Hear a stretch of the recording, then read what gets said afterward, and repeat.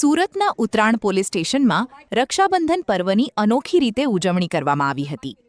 સદ્ગુરુ કબીર ધર્મદાસ વંશાવલી મિશનના એસકેડીવી મિશન અને માનમના પ્રતિનિધિઓ દ્વારા આ કાર્યક્રમનું આયોજન કરવામાં આવ્યું હતું.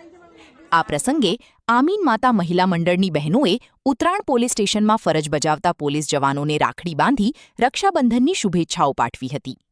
સમાજ અને દેશની સુરક્ષા માટે હંમેશા ખડેપગે ફરજ બજાવતા પોલીસ જવાનો પ્રત્યે આભાર અને સન્માન વ્યક્ત કરવામાં આવ્યું હતું. રાખડી બાંધતી વખતે ભાઈ બહેનના સ્નેહ અને લાગણીનું સુંદર વાતાવરણ જોવા મળ્યું હતું.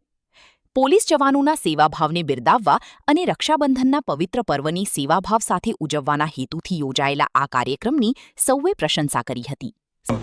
રીટાબેન કાનાણી. રીટાબેન, આજે શું આયોજન છે?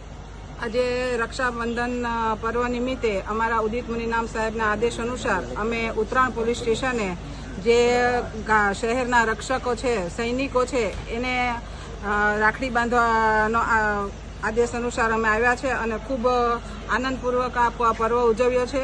સાહેબ બંદગી સાહેબ. મારું નામ શાંતુબેન ઢીંગરાડિયા. શાંતુબેન, આજે શું કાર્યક્રમ છે અને તમે ક્યાં આવ્યા છો? અમે આજે રક્ષાબંધનનો કાર્ય લઈ અને અમે પોલીસ સ્ટેશનમાં આવ્યા છીએ અમારા સદગુરુના આદેશ અનુસાર. કયા પંથમાંથી તમે આવો છો અને એ પંથ વિશે થોડું જણાવો. અમે કબીર પંથમાંથી આવીએ છીએ. અમારો ધર્મ જે છે અમે કબીર પંથમાં છીએ અને કબીર સાહેબ અમારા સદગુરુ છે અને અમારા બંશ 42 જે પરંપરા ચાલી રહી છે એમાં 15મા બંશ પંથ શ્રી હજુર પ્રકાશ મુનિનામ સાહેબ, 16મા બંશ અમારા ઉદિત મુનિનામ સાહેબ.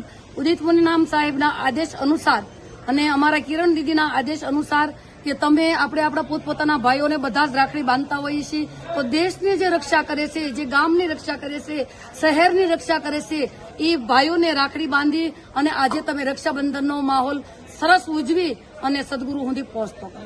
ધન્યવાદ.